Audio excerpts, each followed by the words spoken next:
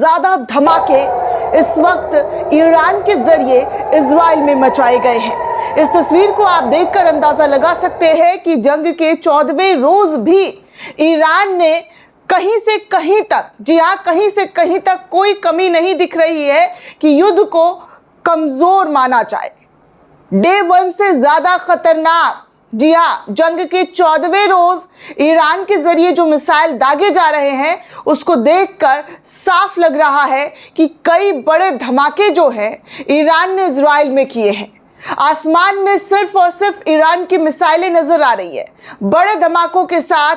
बड़ी तस्वीर आपके सामने दोस्तों कि कैसे ईरान लगातार इजराइल पर अटैक पर अटैक करता हुआ नजर आ रहा है।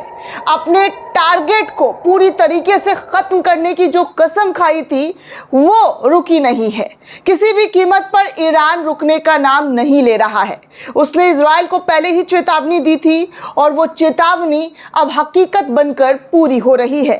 आप समझ सकते हैं कि 20 से ज्यादा धमाके और स्थिति कितनी इजराइल की खतरनाक होगी।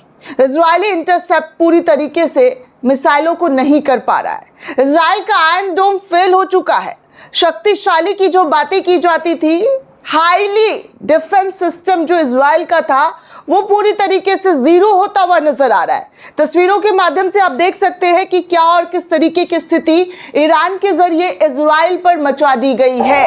इस वीडियो में साफ तौर पर दिख रहा है कि ईरान का मिसाइल कहां से कहां तक इजराइल को घेरता हुआ नजर आ रहा है। कहा जा रहा है कि इजराइल में 20 से ज्यादा धमाकों की खबर हाल ही के ईरानी मिसाइल बैराज के दौरान आई है, जहां एयर डिफेंस के नए, जी हाँ कई प्रोजेक्टाइल रोकते हुए विस्फोटक की खबरें जो है वो निकलकर सामने आई है कि यहाँ पर कई सारे प्रोजेक्टाइल जो है इजराइल को रोकना पड़ा और जगह जगह पर 20 से ज़्यादा बॉम्ब्स धमाके की आवाज़ जो है वो इजराइल के अंदर सुना गया।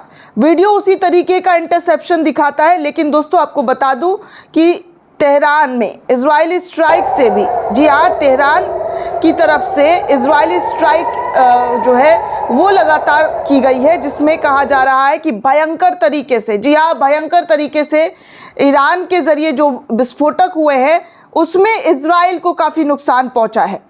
डे 1 से लेकर आज जिस तरीके की तस्वीरें और ख़बरें निकलकर सामने आ रही है दोस्तों, उससे तो लग रहा है कि ईरान के ज़रिए कोई भी कॉम्प्रोमाइज़ नहीं किया जाएगा, किसी भी तरीके का समझौता नहीं किया जाएगा।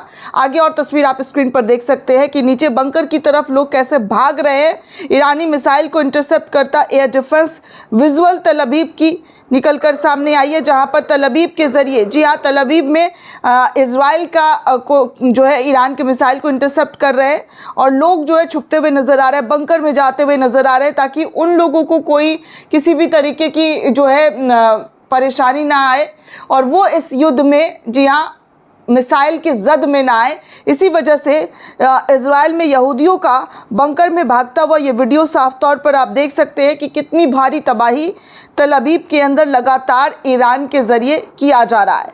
आगे आपको और भी तस्वीरें दिखा दूं तो उन तस्वीरों में आपको साफ तौर पर दिख रहा है कि क्या और किस तरीके के नए नए मिसाइल जो है ईरान के ज़रिए निकाले जा रहे हैं, जिसके बारे में किसी को नहीं पता था। पूरी दुनिया इन मिसाइलों से अनजान थी, लेकिन अब ईरान उन मिसाइलों से इजराइल के ठिकानों पर, अमेरिकी ठिकानों को अवगत करवाते हुए बता रहा है कि देख लो भाई, हमारे पास मिसाइलों की कोई कमी नहीं है।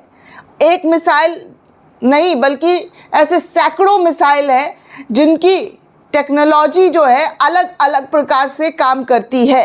अब देखिए ईरान ने खुरमशहर 4 मिसाइल का अनावरण किया। इजराइल की सड़कों से सुरक्षा कैमरे हटाए जाने की वजह से अब ये साफ हो गया है कि कैसे, जी हाँ कैसे नेतन्याहू तमाम तस्वीरों को छुपाना चाहते हैं। एआई वीडियो ईरान के ज़रिए जहाँ पर नेतन्याहू की तस्वीर और ईरान की मिसाइल को दिखाते हुए बताया जा रहा है कि हमने ये हाल किया है इजराइल का कि नेतन्याहू बंकर में छुपे हुए हैं।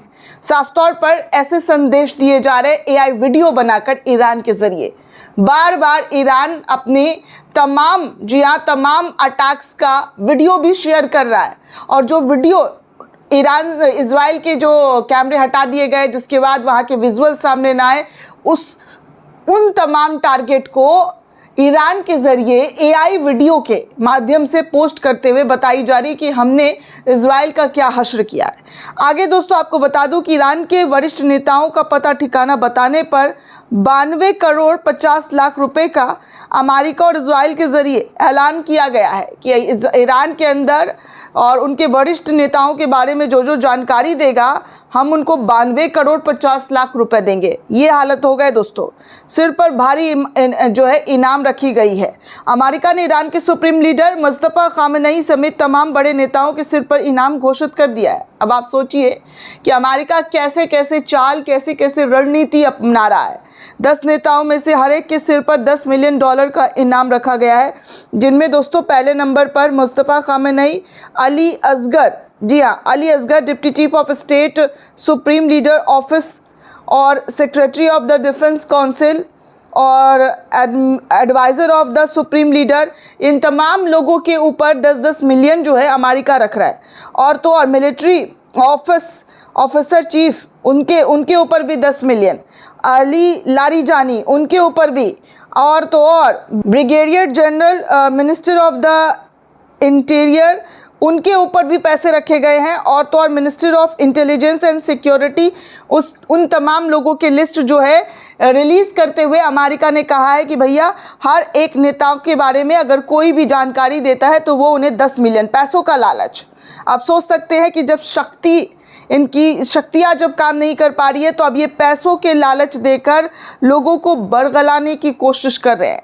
किस तरीके का जंग ये लड़ रहे हैं दोस्तों। पहले सुपर शक्ति बताई जा रही थी, अब वो हवा निकल गई है, तो अब पैसे तो वैसे ही पानी की तरह बहा रहे हैं, अपने हाईटेक मिसाइलों को निकाल रहे हैं, करोड़ों रुपए खर्च कर रहे हैं वेपन्स में, लेकिन वो वेपन्स भी इनकी काम नहीं आ रही है। ईरान के अंदर भेजा जा रहा है तो बहुत सारे को इंटरसेप्ट किया जा रहा है और कुछ जगहों पर गिर रहा है तो वहाँ तबाही आ रही है। लेकिन अब ऐसे नहीं, तो पैसे देकर लोगों के मन में लालच डालकर जो है इस जंग को जीतने की कोशिश की जा रही है। सोचिए कि जंग की रणनीति क्या होती है, लेकिन अमेरिका की स्थिति इस वक्त क्या है आपके सामने है।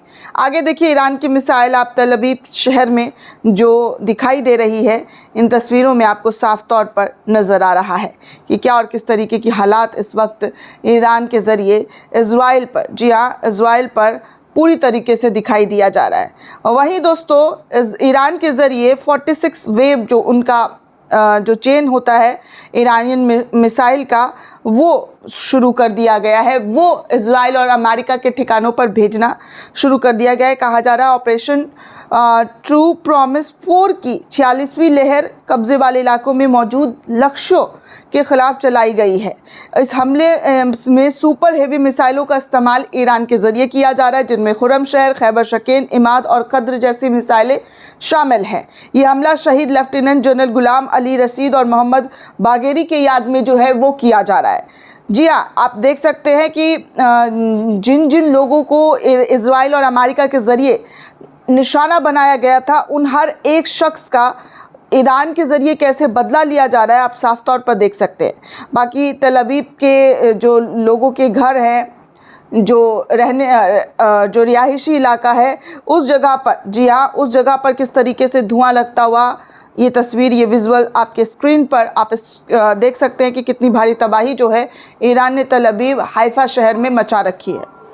बाकी आप और भी जो है ईरान के ज़रिए इजराइल के ऊपर जो मिसाइल्स का जो अटैक हुआ है और जिस जगह जगह पर इजराइल के अंदर हाई अलर्ट है, रेड अलर्ट है, आप साफ तौर पर इस मैप में देख सकते हैं कि क्या और किस तरीके से ईरान की मिसाइल ने पूरा आसमान कब्ज़ा किया हुआ है। जी हाँ, ईरानी मिसाइल ने इजराइल का पूरा आसमान कब्ज़ा किया हुआ है और भयंकर तरीके की तबाही जो है देखने सुनने को मिल रही है। वहीं दोस्तों ईरान से इस वक्त जो है भारत के लिए एक बड़ी राहत देखने को मिल रही है। स्टेट ऑफ हॉर्मज़ से भारत जो है एलपीजी से भरे 2 जहाज़ों को आने की अनुमति ईरान के ज़रिए दी गई है। अब आप सोच सकते हैं कि ईरान के सुप्रीम लीडर की जब हत्या हुई थी, जब उनको शहीद किया गया था, तब हमारे प्रधानमंत्री नरेंद्र मोदी ने एक शब्द नहीं कहा था। विपक्ष से लेकर तमाम लोगों ने सवाल खड़े किए थे कि आखिर प्रधानमंत्री फादर ऑफ लैंड के साथ क्यों खड़े हैं। पूरी दुनिया ने इसकी मजम्मत की थी, लेकिन फादर ऑफ लैंड को लेकर प्रधानमंत्री ने जिप लगा लिए थे। अब ईरान के ज़रिए, आप सोचिए कि इजराइल तो कोई मदद पहुंचा नहीं रहा है भारत को, या किसी भी तरीके की वहाँ से कोई मदद मिल रही हो। इनफैक्ट कई दफ़ा देख चुके हैं कि भारतीय प्रवासियों को कैसे दौड़ा कर मारा गया है, कैसे उनके साथ सुलूक किया गया है इजराइल के अंदर। बीते कुछ दिन पहले भी तस्वीर आई थी जहाँ पर भारतीय मजदूर के साथ बदसलूकी की गई थी, उनको मारा गया था। लेकिन इन सब के बावजूद प्रधानमंत्री वहाँ गए और फादर ऑफ लैंड कहकर आए हैं, और इजराइल के ज़रिए क्या उनको मिला, क्या हासिल हुआ, किसी को नहीं पता कि वो क्यों गए थे, उनका दौरा क्या वजह थी वहाँ पर। सिर्फ जाकर आना था, या फिर दोस्ती यारी, या एब्स्टेंट फाइल में जिस तरीके का जिक्र विपक्ष के ज़रिए किया जा रहा है, ये सब बहुत सारे सवाल हैं। लेकिन उन तमाम चीज़ों के बावजूद दोस्तों, प्रधानमंत्री ने सुप्रीम लीडर को लेकर एक भी कंडोलेंस जो है उनकी तरफ से नहीं आया कि वो पर्सनली कुछ कंडोलेंस करते। कुछ ईरान में बच्चियों को लेकर पूरी दुनिया ने आवाज़ उठाया, पूरी दुनिया के नेताओं ने बोला, लेकिन प्रधानमंत्री जी चुप रहे, खामोश रहे। लेकिन इसके बावजूद जो दोस्तों स्ट्रेट ऑफ हॉर्मुज़ में जहाँ पर एक तरफ ईरान ने रोक लगा रखा है, भारत के 27 जहाज़ फंसे हुए हैं, इन्हीं में से LPG से भरा हुआ गैस जो है वो 2 जहाज़ों को इजाज़त दी गई है। दोस्तों ये पूरी रिपोर्ट आपको कैसी लगी हमें कमेंट करके ज़रूर बताइएगा। साथ ही साथ चैनल को ज़्यादा से ज़्यादा लाइक, शेयर और सब्सक्राइब करना बिल्कुल भी ना भूलें। शुक्रिया दोस्तों।